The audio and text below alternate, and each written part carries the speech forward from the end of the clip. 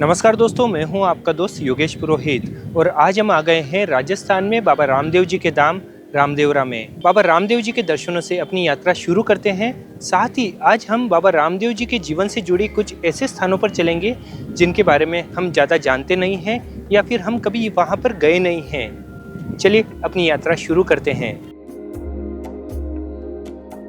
बाबा रामदेव जी का जन्म विक्रम संवत 1409 में चैत्र सुदी पंचमी को हुआ था। अपने 33 साल के जीवन काल में बाबा रामदेव जी ने कई सारे चमत्कार किए, कई लोगों को परिचय दिए और 33 साल की उम्र में इसी राम सरोवर तालाब के पास जीवन समाधि ले ली।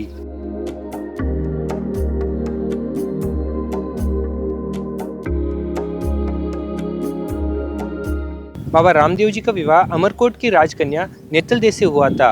आज की तारीख में अमरकोट अब पाकिस्तान में है।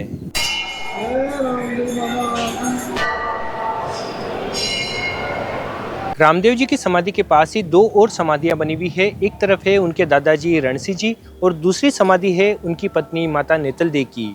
थोड़ा सा और आगे बढ़ने पर दो और समाधियां दिखाई देती है। ये समाधियां हैं रामदेव जी के पुत्र साधो जी और देवो जी की। इसी मंदिर परिसर में डालीबाई की समाधि भी है। डालीबाई रामदेव जी की मुंह बोली बहन थी। साथ ही यहाँ पर मंदिर परिसर में बाबा के वंशजों की कई सारी समाधियां भी बनी हुई है।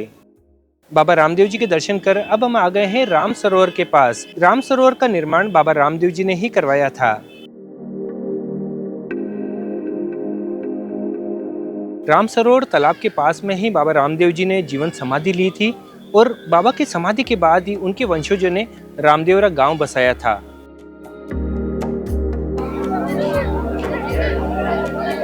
ज्यादातर लोग रामदेवरा को ही रूणीचा समझते हैं, लेकिन ऐसा बिल्कुल नहीं है। रूणीचा अलग है, रामदेवरा अलग है। रूणीचा गांव यहाँ से 3 किलोमीटर की दूरी पर बाबा रामदेव जी ने भैरव राक्षस के वध के बाद बसाया था, लेकिन बाबा रामदेव जी की समाधि लेने के बाद से ही रूणीचा गांव पूरी तरह से उजड़ गया और रामदेवरा को ही रूणीचा कहा जाने लगा।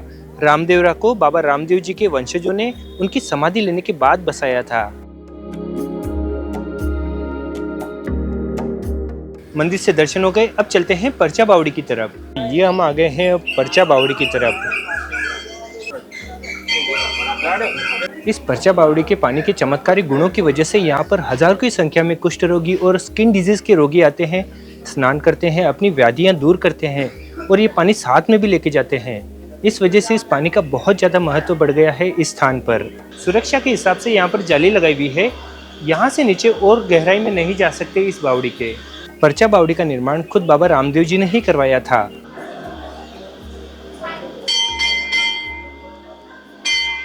और परचा बावड़ी के दर्शन कर रामदेवरा से ऑटो पकड़ मैं चला पंचपीपली की तरफ।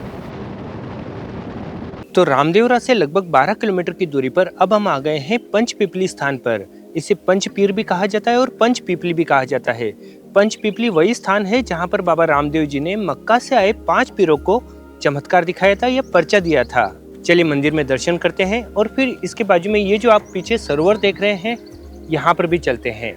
यहाँ पर बाबा रामदेव जी और माता नेतल दे का मंदिर है और ये देखिए यहाँ पर कई सारे नीम के पेड़ लगे हुए हैं और इन्हीं नीम के पेड़ों के पास में है ये पंचपीपली। इस पंचपीपली के पास ही ये बाबा रामदेव जी का मंदिर बना हुआ है। यहाँ पर बाबा रामदेव जी की एक बड़ी सी मूर्ति लगी हुई है और इसके सामने ही है बाबा रामदेव जी और माता नेतल दे का मंदिर। बाबा रामदेव जी और माता नेतल दे की ये मूर्ति है। ये मंदिर पूरे भारत में एकमात्र मंदिर है जो कि बाबा रामदेव जी और माता नेतल दे का एक साथ जोड़ी का मंदिर है।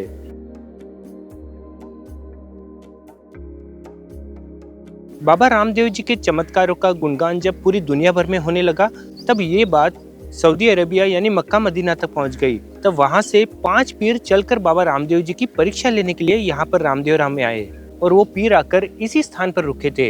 यहीं पर बाबा रामदेव जी ने उन 5 पीरों को चमत्कार दिखाया था। जब 5 ही पीर यहाँ पर आकर बैठे तब बाबा रामदेव जी उनसे आकर मिले। तब पीरों ने कहा कि हमारा भोजन का समय हो गया है, लेकिन हम अपने कटोरे मक्का मदीना में ही भूल कर आ गए हैं। तब बाबा रामदेव जी ने अपने चमत्कार से 5 कटोरे यहाँ पर प्रकट कर दिए और उन्हें भोजन करवाया। बस एक ही चमत्कार में 5 पीर बाबा रामदेव जी के शरण में आ गए थे। तो बाबा ने कहा ठीक है, हम आपके बर्तन कहाँ हैं? तो बोले हमारे मक्का मदीना में बर्तन रह गए। तो बाबा ने ऐसा हाथ किया तो मक्का मदीना से 5-6 कटोरे आ गए। पीर खड़े हो गए, उठ के खड़े हो गए कि हम तो पीर हैं। हाँ। आप पीरों के पीर, हम सा पीर हो। हाँ, तो हाँ। पीर उसके पाँव पड़ गए। अच्छा। आज से हम तो पीर, आज छठवे हिंदुआ पीर हो। फिर वो नीम का दत्तुल गत्ते जमीन में गाड़ा कि रामा पीर नहीं सकती होगी तो 5 पीपल बन जाएगी। हाँ। तो रामा पीर शक्ति से 5 पीपल बने और इसीलिए इस पाँच- जगह को 5 पीपली 5 पीपली कहा जाता है। यही वो स्थान है जहाँ पर बाबा रामदेव जी ने 5 पीरों को बिठाकर खाना खिलाया था और बाबा को रामसा पीर की उपाधि दी थी 5 पीरों ने। यहाँ पर सामने हम वो पीपल का वृक्ष देख सकते हैं और इस तरफ है बाबा रामदेव जी का मंदिर और सामने है बाबा रामदेव जी और माता नेतल दे का जुगल जोड़ी का मंदिर। पंचपीपली के पास में ही ये तालाब बना हुआ है। बाबा रामदेव जी के समय से ये तालाब है। साल के कई महीनों तक इस तालाब में पानी टिका हुआ रहता है, लेकिन गर्मियों के मौसम में ये लगभग सूख जाता है।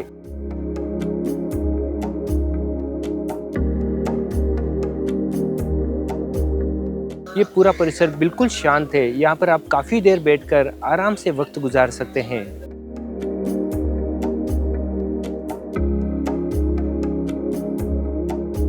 तो चलिए अब यहाँ से चलते हैं रुणेचा कुआं।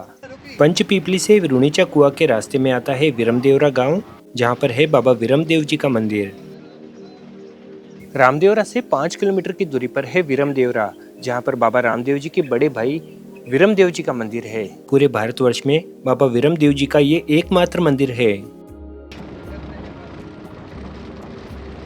रामदेवरा से 3 से 4 किलोमीटर की दूरी पर अब हम आ गए हैं रुणेचा कुआं के पास। ये वही स्थान है जहाँ पर भैरव राक्षस के वध के बाद बाबा रामदेव जी ने इसी स्थान पर रुणेचा गांव बसाया था और यहीं से लगभग 12 वर्षों तक शासन किया था। इस परिसर में आते ही सबसे पहले हमें दर्शन होते हैं चिलाई माता मंदिर के।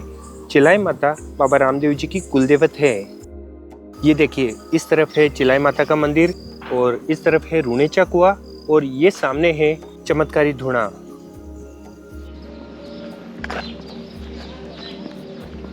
ये है रुणेचा कुआं, जिसका निर्माण खुद बाबा रामदेव जी ने करवाया था। भैरव राक्षस के वध के बाद बाबा रामदेव जी ने यहीं पर रुणेचा गांव बसाया था और इस कुएं का निर्माण कर यहाँ पर पानी की व्यवस्था की थी। हालांकि अब पानी पूरी तरह से सूख चुका है। इस कुएं के अंदर केवल सिक्के पड़े हैं और सुरक्षा के हिसाब से यहाँ पर ऊपर जाली लगा दी गई है। सामने की तरफ एक चमत्कारी धुनी है जहाँ पर बाबा रामदेव जी ने 12 वर्षों तक तप किया था। अब उस चमत्कारी धुनी की तरफ चलते हैं। ये है वो स्थान जहाँ पर है चमत्कारी धुना। यहाँ पर नाम भी लिखा हुआ है। चलिए अंदर चलते हैं और ये है वो कमरा। यहाँ पर है ये चमत्कारी धुना और सामने है बाबा रामदेव जी का स्थान। यहाँ पर देखिए बाबा रामदेव जी का फोटो भी लगा हुआ है और पगलिया भी रखे हुए हैं और इसी जगह पर बैठकर बाबा रामदेव जी तप किया करते थे, इसी धुने पर।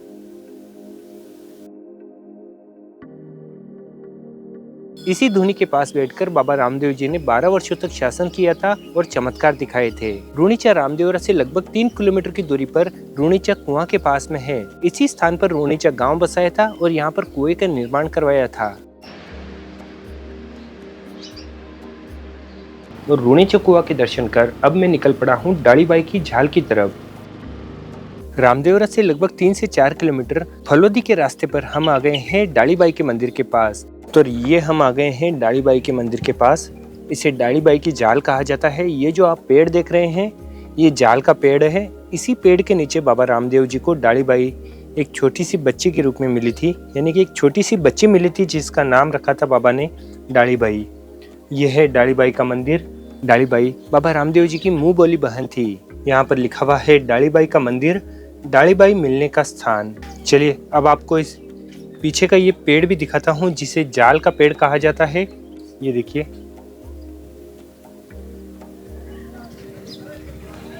ये है वो जाल का पेड़। यहाँ पर आप देख सकते हैं कोई ज़्यादा दुकानें नहीं हैं, आराम करने की थोड़ी सी जगह है और 1-2 दुकानें बनी हुई है और सामने से सड़क जा रही है। इसी सड़क के पास में ये है डालीबाई का मंदिर। डालीबाई को रामदेव जी यहाँ से अपने महल ले आए और वहीं पर उनका बचपन बीता। जब बाबा रामदेव जी के समाधि लेने का समय आया तब डालीबाई ने पहले समाधि ली थी और फिर रामदेव जी ने समाधि ली थी। डालीबाई के समाधि के दर्शन हमने सुबह मंदिर में किए थे। तो चलिए अब यहाँ से वापस रामदेवरा चलते हैं। तो फ्रेंड्स, इसी के साथ हमारी रामदेवरा की यात्रा पूरी होती है। अब जल्दी ही मिलते हैं एक और नई यात्रा में, तब तक अपना ध्यान रखिएगा। धन्यवाद।